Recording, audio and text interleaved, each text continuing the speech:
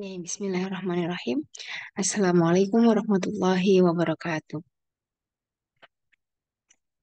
Alhamdulillah, sampai jumpa kembali. Eh, Selamat berjumpa kembali, gitu ya semuanya.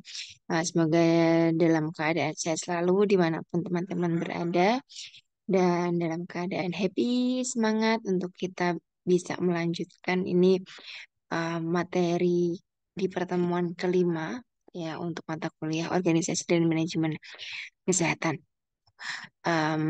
Di pertemuan ini saya akan membahas tentang prinsip manajemen kesehatan, gitu ya. Ini masih tentang manajemen. Dan nanti di materi yang berikutnya saya akan bahas tentang logic model manajemen kesehatan, gitu ya. Sebelum belajar, dipastikan silakan menerapkan adab belajar yang terbaik, gitu ya. Jangan lupa berdoa sebelum belajar.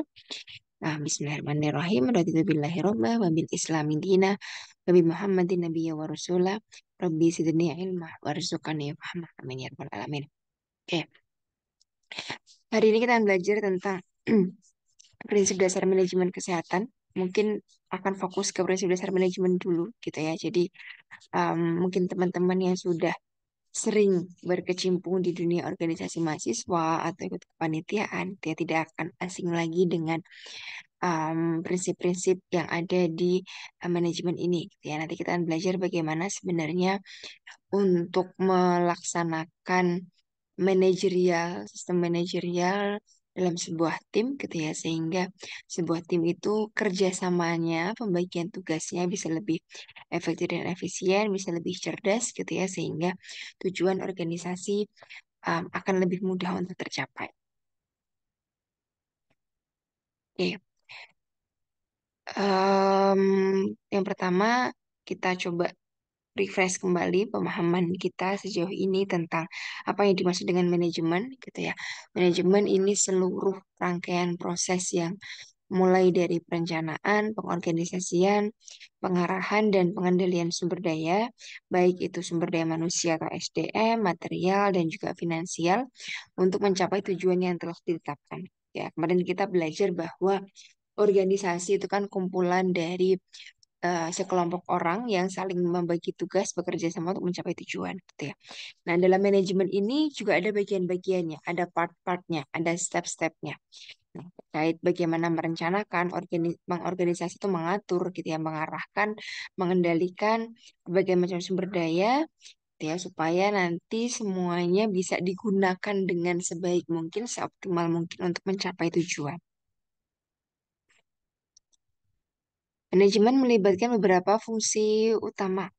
Ya, ini tadi yang coba kita uh, highlight, ya, ada perencanaan, mulai dari sebenarnya tujuan kita apa sih, gitu ya, untuk mencapai tujuan itu strategi strategi umumnya seperti apa, gitu ya, grand design-nya seperti apa.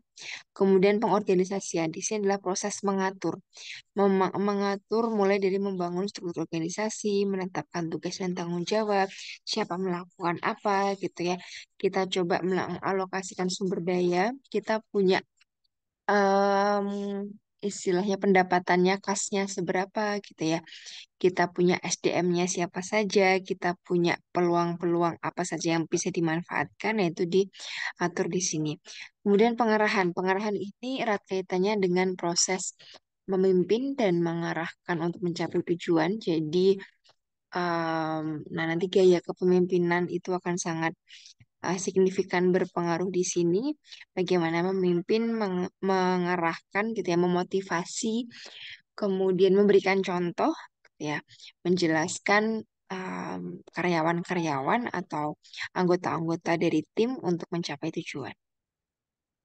Yang keempat adalah pengendalian, controlling. Ini atau bahasa bahasa familiarnya adalah monef, gitu ya, monitor dan evaluasi tentang bagaimana kita memastikan bahwa tujuan dan standar yang tercapai, apakah sudah tercapai, gitu ya, melalui pemantauan dan evaluasi kinerja.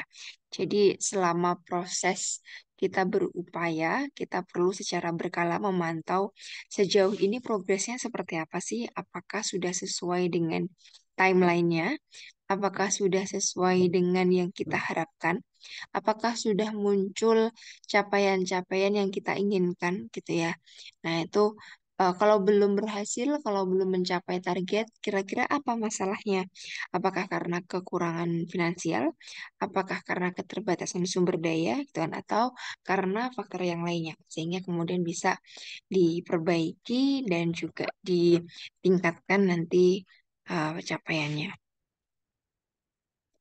Manajemen ini erat kaitannya dengan kemampuan soft skill gitu ya, keterampilan khusus yang nanti berkaitan dengan bagaimana supaya proses manajemen bisa berjalan efektif gitu ya. Nah, mungkin teman-teman ketika kemarin pelatihan soft skill gitu ya, pelatihan soft skill barusan kemarin ini juga sudah banyak dipaparkan tentang bagaimana komunikasi, bagaimana adab gitu ya, bagaimana kerjasama, bagaimana manajemen waktu, manajemen tenaga, pikiran dan seterusnya gitu ya, kreativitasnya. Nah, itu yang kemudian sangat dibutuhkan dalam proses manajemen ini.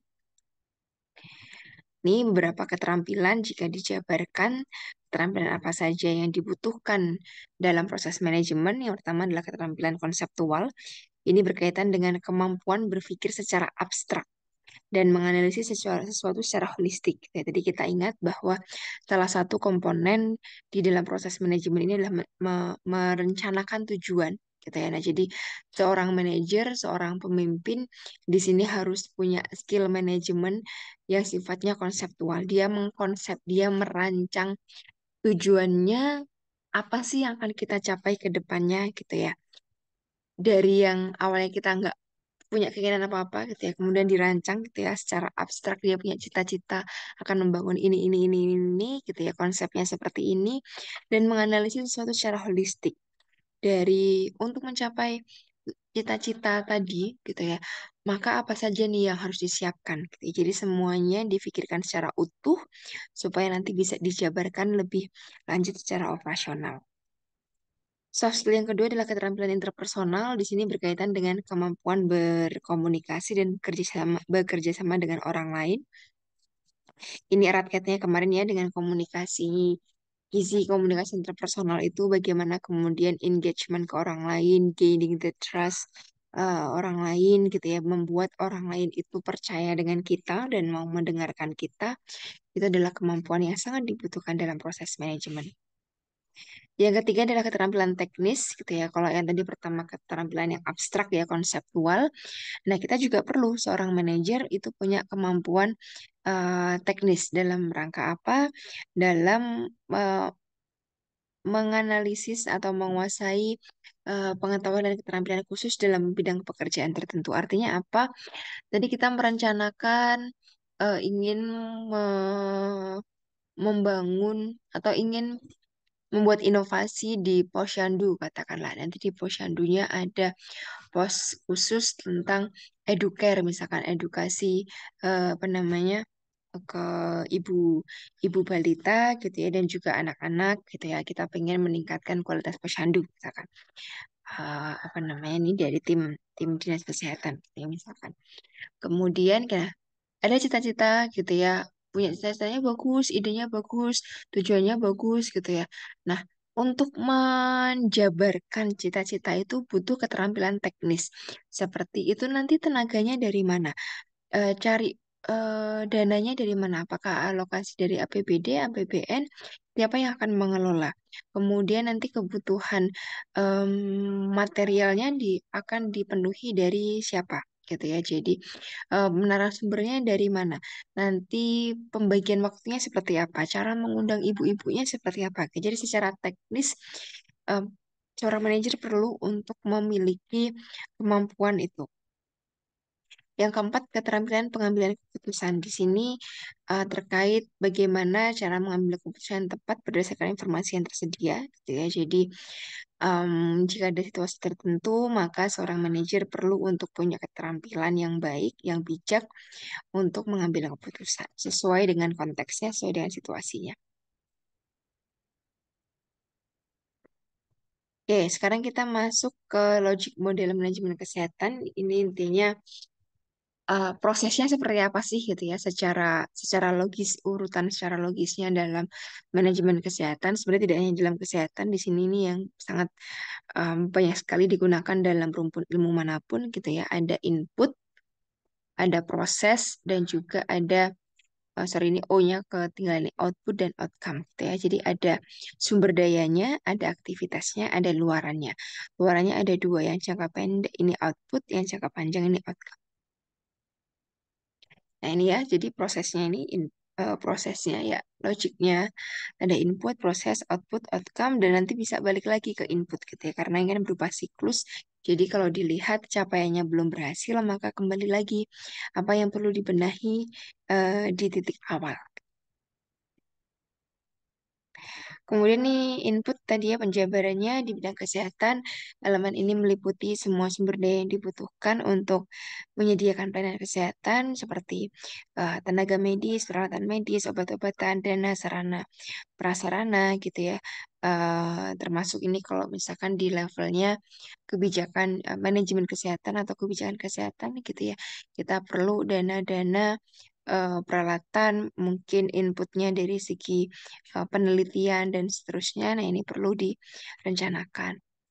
Kemudian proses ini berupa semua aktivitas yang dilakukan untuk menyediakan pelayanan kesehatan, ya seperti diagnosis, perawatan, pengobatan, pemantauan, dan pembiayaan.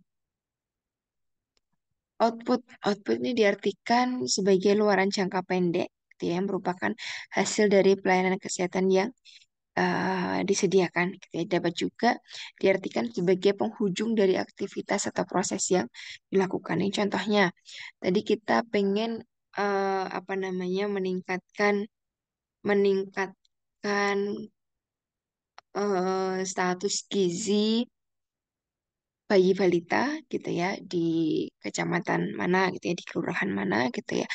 Nah, inputnya misalkan dengan cara kita eh, menyediakan kader-kader posyandu yang berkompeten, kemudian menyediakan pemberian makanan tambahan yang baik di posyandu, kemudian kita menyediakan edukasi di posyandu gitu ya. Nah, kemudian aktivitasnya di sana ada penyampaian, ada penyuluhan, kemudian pemberian makanan tambahan tersebut gitu ya. Nah, outputnya apa? Outputnya misalkan di situ ada peningkatan pengetahuan ibu terkait bagaimana cara meningkatkan eh, apa namanya asupan makan bayi balitanya. Atau outputnya di sini adalah karena akhirnya orang-orang tertarik gitu ya, ibu-ibu tertarik untuk membawa anaknya menimbang di posyandu, akhirnya jumlah kunjungan bayi balita ke posyandu meningkat. Gitu ya. Ini output jangka pendeknya. Jangka pendek dari aktivitas yang dilakukan itu hasilnya apa. Nah, setelah output gitu ya, ini ada outcome. Outcome ini adalah luaran jangka panjang yang merupakan hasil dari pelayanan kesehatan yang disediakan. Contohnya tadi balik ke posyandu tadi gitu ya, ketika ibu mengalami peningkatan pengetahuan terkait bagaimana caranya memberikan makan bayi balita yang baik dan benar gitu ya.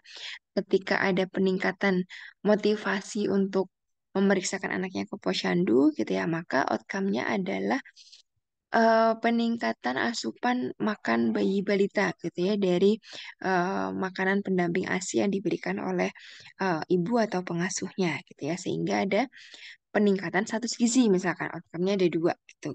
Ya, jadi outcome ini jangka panjang dari serangkaian aktivitas yang telah dilakukan atau luaran dari berbagai macam output yang tadi telah dicapai gitu ya. Jadi ini di konteks lain bisa tentang kepuasan pelayanan dari pasien, tingkat kesembuhan, angka kesakitan, em, angka kematian yang menurun gitu ya. Kemudian cakupan layanannya meluas gitu ya. Ini adalah luaran jangka panjang.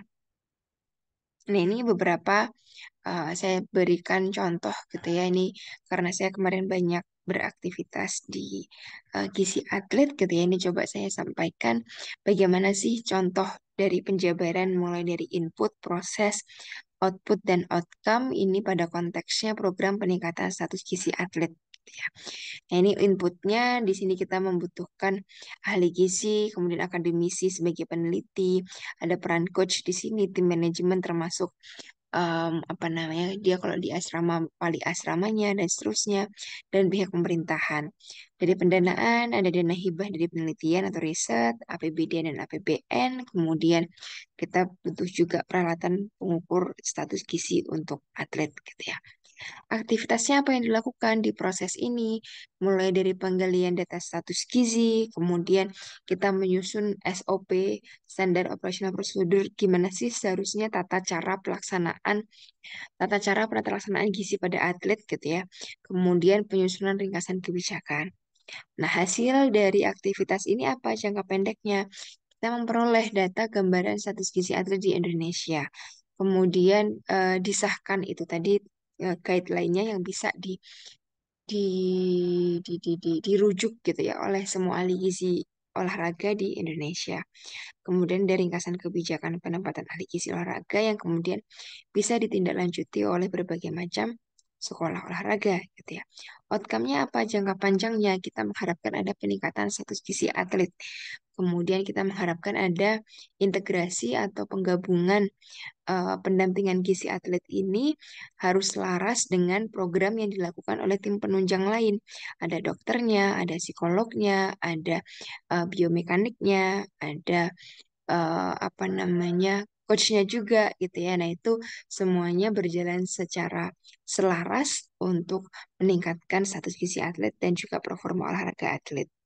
Dan juga outcome jangka panjangnya lagi ada kebijakan lebih lanjut tentang bagaimana sih seharusnya di setiap sekolah olahraga itu wajib ada ahli gizi. Nah, ini contohnya bagaimana dalam sebuah manajemen ini kita mengidentifikasi dari aspek input, proses, output, dan outcome. Ya, nah itu sebenarnya sesingkat itu materinya gitu ya tentang manajemen logic modelnya. Sebenarnya ini saya harapkan akan lebih banyak diskusi, tapi mungkin kita akan lakukan diskusinya di kesempatan yang berikutnya ketika kita bisa berjumpa secara langsung. Nah, nanti kita akan lanjutkan juga dengan materi berikutnya tentang peran manajer nanti ya. Kalau di sini sudah tentang manajemennya, bagaimana kemudian kita pelajari jika kita kemudian menjadi seorang manajer, apa saja yang perlu dilakukan ini dalam proses manajemen tim. Ya, nah ini um, manajemen gitu ya. Ini tidak hanya ini sebenarnya adalah sebuah proses bagaimana mengatur apa yang ada di depan kita secara saat ini gitu ya jangka pendek, tapi tujuannya adalah untuk membangun rencana jangka panjang. Gitu ya. Jadi uniknya dalam proses manajemen ini kita harus fokus dengan apa yang ada di depan, tapi apa yang ada di depan kita ini kita lakukan sebaik mungkin karena kita punya rencana jangka panjang yang ingin dicapai. Ya, itu saja untuk materi pada topik ini. Semoga bisa menjadi pembelajaran yang baik bagi teman-teman semuanya. Nanti jika ada yang kurang jelas atau ada yang ingin didiskusikan bisa menghubungi saya. Gitu ya. Kita cukupkan dengan alhamdulillah, alhamdulillah, alamin. Terima kasih semuanya. Saya akhiri. Assalamualaikum warahmatullahi wabarakatuh.